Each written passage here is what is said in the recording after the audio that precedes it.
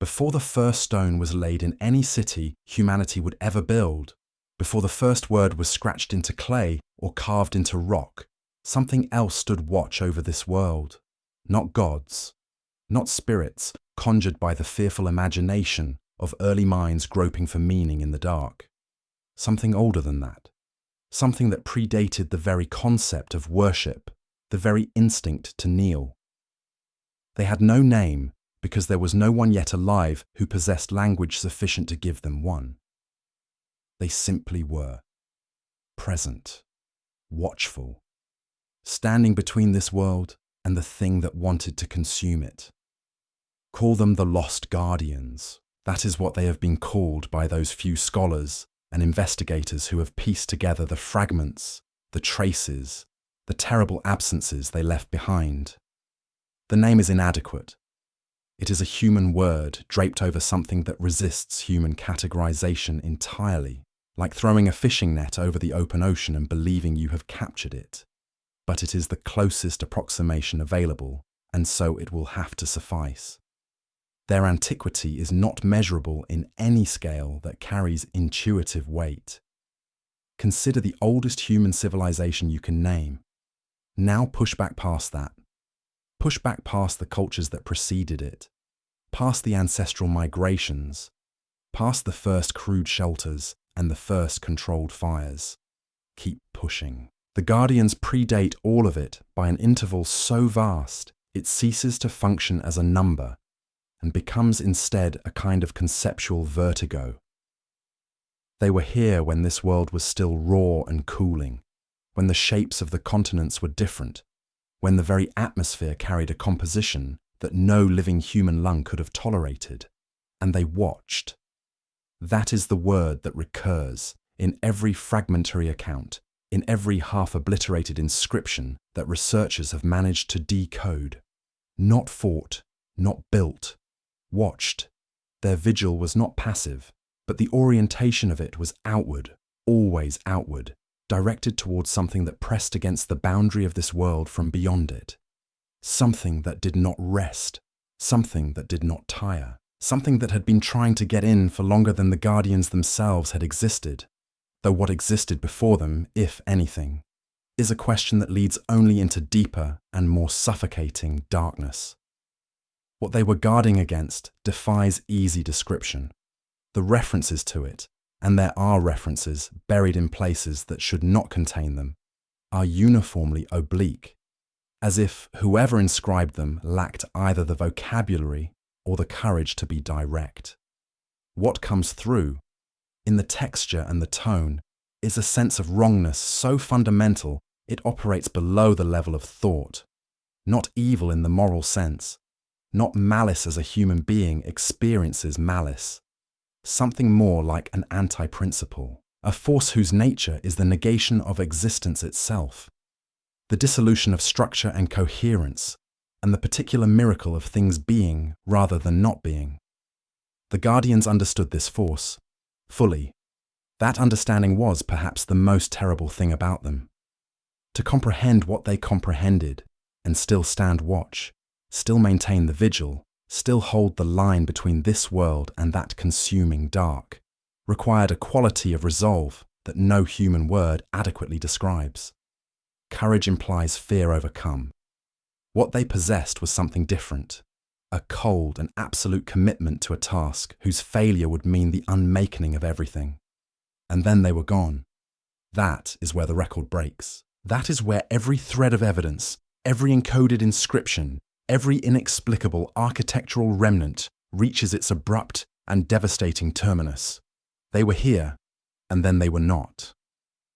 The vigil continued by inertia, maintained by the structures and seals and incomprehensible mechanisms they left behind.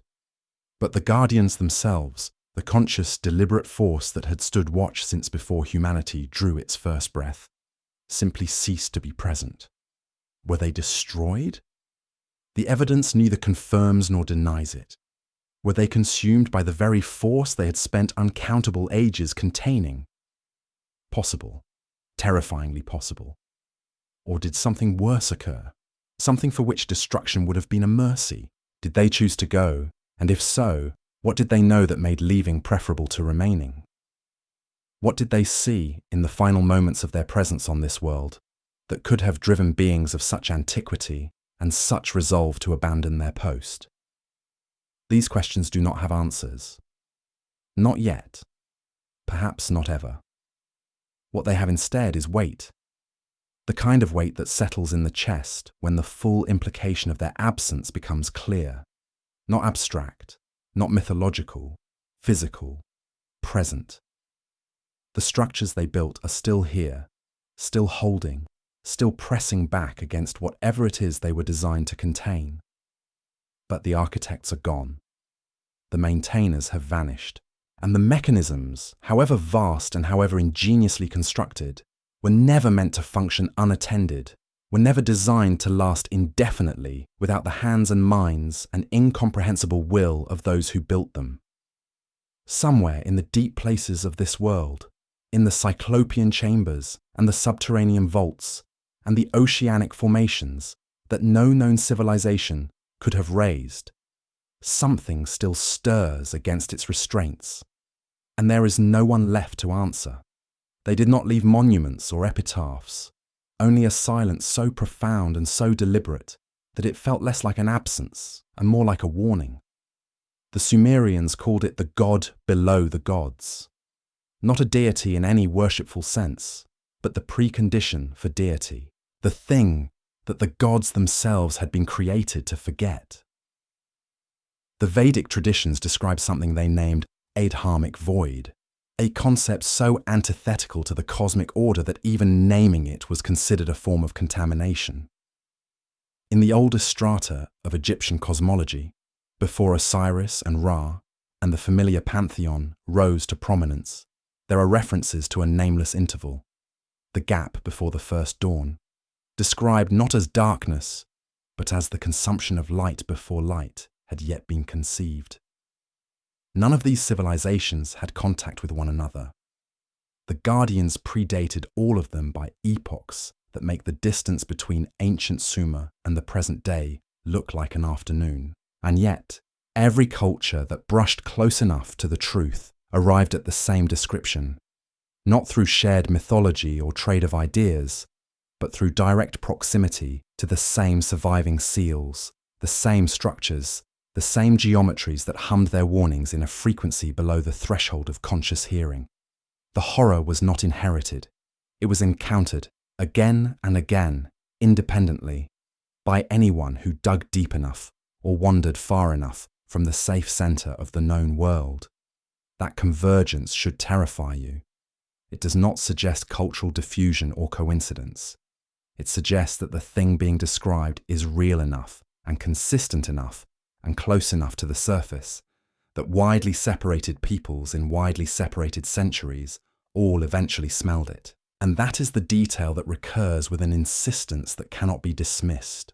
Not the visions, not the geometry, not the psychological unraveling that seems to accompany proximity to the weakened seals. The smell. Every culture that stumbled close enough to the truth gave it a different name. But they all described the same smell. Ozone and decay, the scent of something that had lain lifeless since time immemorial and was now stirring. The structures they left behind are not ruins in any meaningful sense of the word. A ruin implies something broken, something that has failed its original purpose, something time has rendered inert. These are none of those things. They endure, they function. And that distinction should unsettle anyone who pauses long enough to truly consider it. Beneath the Atacama, surveyors drilling for mineral deposits in the early 20th century struck something at a depth that should have been bare igneous rock. What they found instead was a corridor, smooth-walled, impossibly so, its dimensions running at angles that no natural process could produce and no human hand of any recorded era could have shaped. The walls were carved, every surface dense with interlocking geometric patterns that repeated and nested into one another, like some unholy fractal, each symbol smaller than the one containing it, descending to a scale too fine for any chisel ever catalogued. The surveyors did not go far. Two of the men who entered came back wrong. quiet in a way that was not calm. One of them never spoke again. The site was sealed, and the records buried in administrative language so deliberately opaque that it took decades for the relevant documents to surface at all. Beneath the Pacific, off the eastern shelf of the Micronesian chain, dive teams in the 1980s documented a series of basalt formations that bore no resemblance to volcanic geology. The angles were too deliberate. The joins between massive blocks were too precise, fitting together with a tolerance measured in fractions of a millimeter, despite each block weighing, by conservative estimate, somewhere between 40 and 200 tons. There was no mortar. There was no need for mortar.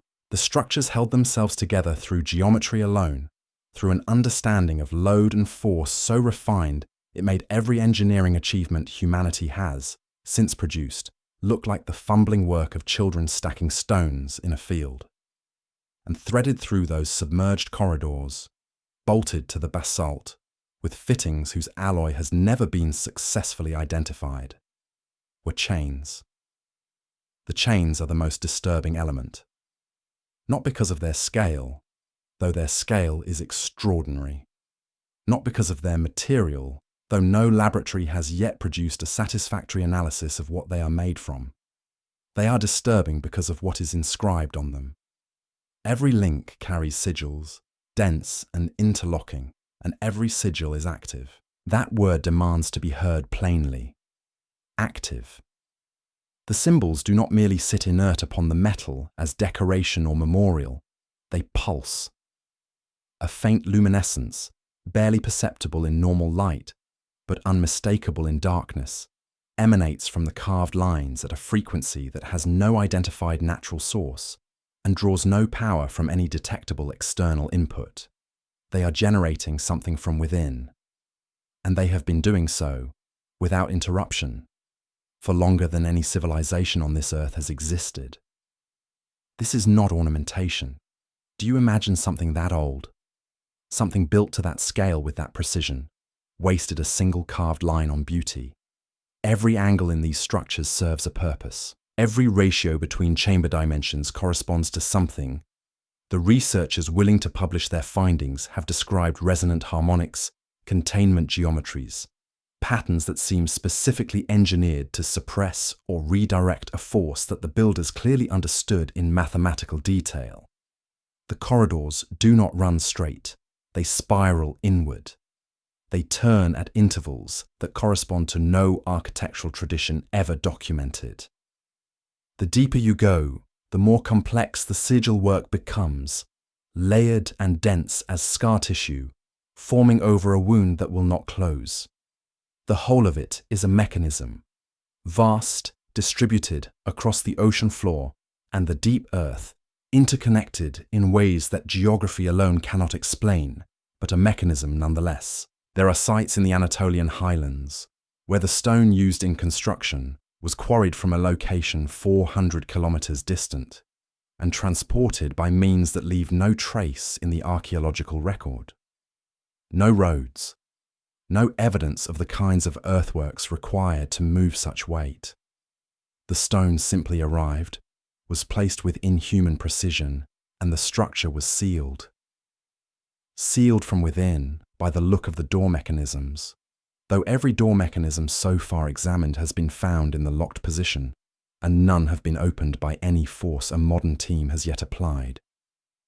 The walls in these subterranean chambers sweat. Not with water, or not only with water.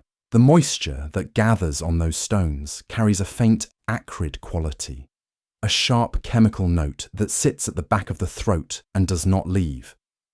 The decay is the thing that should be keeping certain people awake at night. Because these structures are decaying, slowly, at a rate that makes geological time look urgent, but unmistakably. The outermost sigil work shows erosion, not from water or wind, neither of which reaches the deeper chambers. Something is eating at them from the other side. In the lowest excavated levels of the Atacama complex, the walls near the most densely inscribed sections bear marks that the original surveyors described in their suppressed reports as blistering, as if something pressed itself against the stone from beyond and left the impression of its hunger in the rock. The sigils in those sections glow more erratically now than they did when the site was first documented. An intermittent pulse where once there was a steady burn. Something is pushing back. Something has always been pushing back, and the architecture was built to absorb that pressure indefinitely, provided it was maintained, provided the work was tended, provided someone who understood the mechanism remained to keep it whole. Where their tendrils touched the stone, the rock seemed to darken and crumble, and the moisture that trickled down those ancient walls no longer smelled of earth but of something acrid and chemical, something that had no right to exist in the air of the living world. At some point, in the space between one moment and the next, they were simply gone, not diminished, not scattered by some catastrophic war, not reduced by plague or famine into a dwindling remnant that finally expired. Gone. The distinction matters enormously, because every civilization that ends leaves behind a trail. Bodies, ash, the slow erosion of infrastructure, the creeping reclamation of stone by root and soil. The Guardians left none of that. What they left instead were the tools still in the hands that had been holding them. The work arrested mid-motion. The chisel frozen at the moment of its downstroke, as if time itself had simply stopped for them and continued for everything else. There are sites, and those who have descended into them do not speak of what they found with any ease, where the evidence of this instantaneous cessation is carved into the rock as plainly as any inscription. A chamber deep beneath the Anatolian plateau, its walls bearing the same impossible sigil work that runs through every Guardian structure ever identified, contains a section of unfinished carving. The lines simply stop, not tapered off, not abandoned in the tentative, uncertain way of a craftsman who set down his tools and walked away, stopped, mid-stroke. The groove cut cleanly for a precise distance, and then terminating without fracture, without trailing mark, as if the hand guiding the instrument had ceased to exist at the precise moment the stone was being worked. Whatever they were, they did not leave. They were taken, or they went. The difference between those two possibilities is what keeps the question alive and hideous. The first theory, that they sacrificed themselves deliberately, pouring whatever force animated them directly into the containment structures to shore up a failing seal, carries a grim internal logic. The timing, insofar as it can be reconstructed from the decay patterns in the sigil networks, suggests the disappearance coincided with a period of intensified activity within the sealed chambers. Something had been pressing harder against its restraints. Something had been testing the architecture with a renewed and terrible patience. It is not impossible to imagine a guardian order, ancient and unsentimental about its own survival, making a cold calculation. The containment, or us, not both. The evidence does not contradict this, but it does not confirm it either, and there are aspects of the abandonment sites that resist this interpretation with an almost stubborn force. Because sacrifice, even on a cosmic scale, implies intention. It implies a choice made, a last act of will. What the sites suggest is something different, something closer to erasure. The second theory is the one that surfaces only in the oldest fragmentary texts, the ones that other scholars have dismissed as corrupted or allegorical, and it is the one that carries the deepest cold. That the force they were containing reached outward, past the seals, past the architecture, and consumed them. Not destroyed them in any conventional sense. Consumed. Unmade them in the way the force unmakes everything it touches, not with violence, but with a kind of terrible, patient subtraction, drawing the very fact of their existence back into the void they had spent their entire tenure preventing. If this is true, then the seals did not hold. Not entirely. Not when it mattered most. and the question of what remains behind them now becomes considerably more urgent. But there is a third possibility, the one that offers no comfort whatsoever, not even the bleak comfort of a defined catastrophe. They chose to leave, not to flee, not in panic or defeat, but in the deliberate, considered way of beings who had maintained their vigil for a duration that dwarfs the entire span of human civilization, and who had, for reasons entirely opaque to us, decided that the vigil was done, that they had fulfilled what they had come to fulfill, or that the terms under which they had remained had changed in some fundamental way that made their continued presence here not merely unnecessary, but impossible. Where they went is a question that has no honest answer. Whether the word where even applies to whatever existence awaited them is equally uncertain. What is not uncertain is what they left behind when they departed. An empty watchtower, a locked door with no one left to check the lock, the containment held. This is the thing that demands to be understood because it is simultaneously the only reassurance available and the most terrifying fact of all. The seals the Guardians built were not supplemented by their presence. They were designed to function independently, to maintain their integrity through the geometry and the sigil work alone, without any external reinforcement. They held. They continue, in the strictest sense, to hold. What no one who built them anticipated, or what no one who built them cared to plan for, was the relentless arithmetic of entropy working against structures that were never going to be repaired. The Guardians were not merely the builders, they were the maintenance.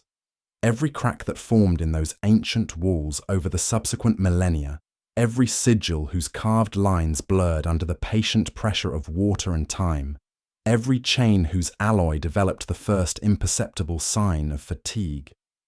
These were problems the Guardians would have addressed, would have recognized before they became problems at all. There is no one left who can recognize them now. The prison was not broken, not yet, but the jailers had vanished, and the chains, ancient and utterly indifferent to the passage of time, had been corroding ever since. There are 17 recorded instances, scattered across 4 continents and 9 centuries, of what the fragmentary accounts describe only as a tearing, not a collapse, not a destruction, a tearing.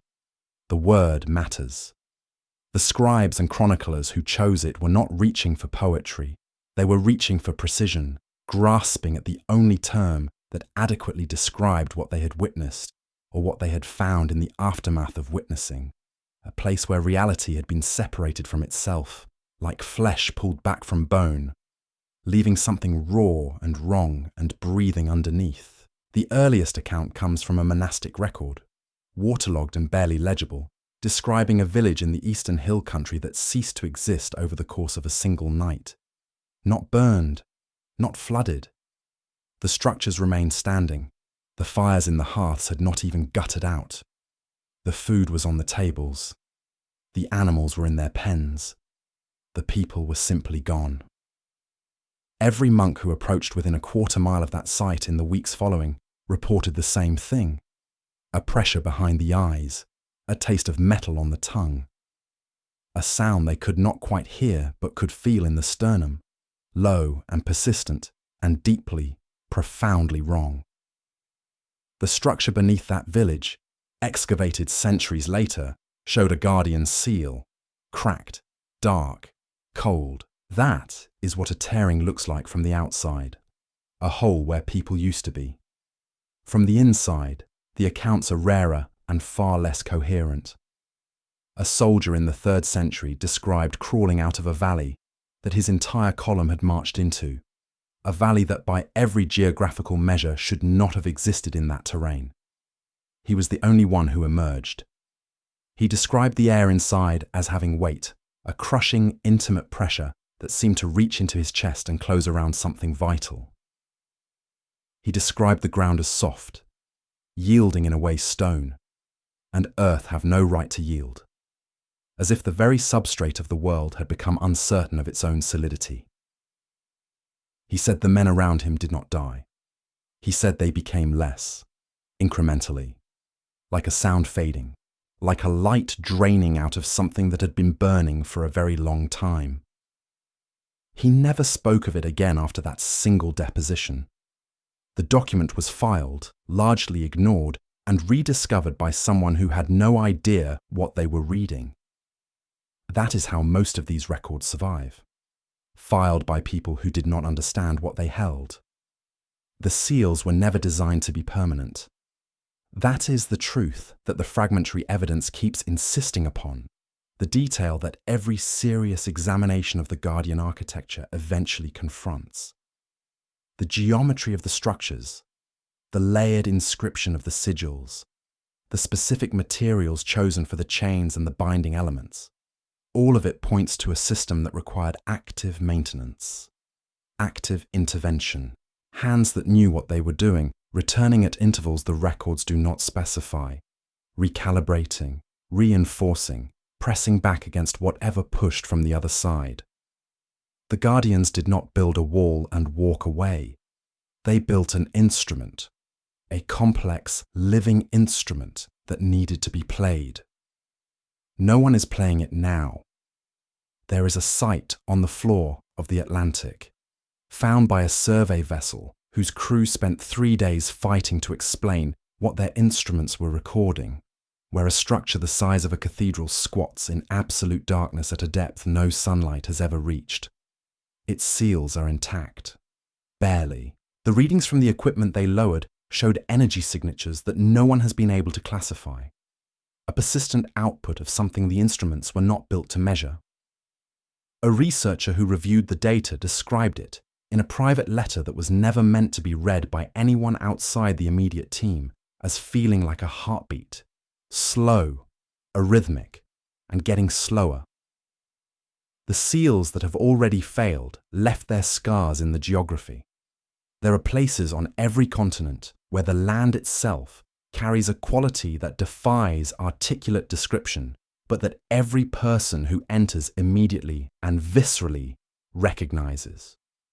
A wrongness, an absence of the fundamental reassurance that the ground beneath your feet is solid, that the air you breathe is ordinary, that the space you occupy is the same space it was a moment ago. Local populations across history have avoided these sites with a consistency that suggests not superstition, but memory. Something ancestral, something that knows, even if the knowing cannot be spoken. In 2 of the 17 recorded tearing events, observers reported seeing the sigils at the moment of failure. They described the same thing, independently, separated by 5 centuries and 2,000 miles. A light that had been steady and faintly luminous for as long as anyone could remember, set into stone that was older than the oldest ruin anyone had ever named, beginning to pulse unevenly, dimming, brightening, dimming again, like something trying to hold on with what little it had left, and then the dark behind it moving. The seals were not permanent. They were never meant to be permanent.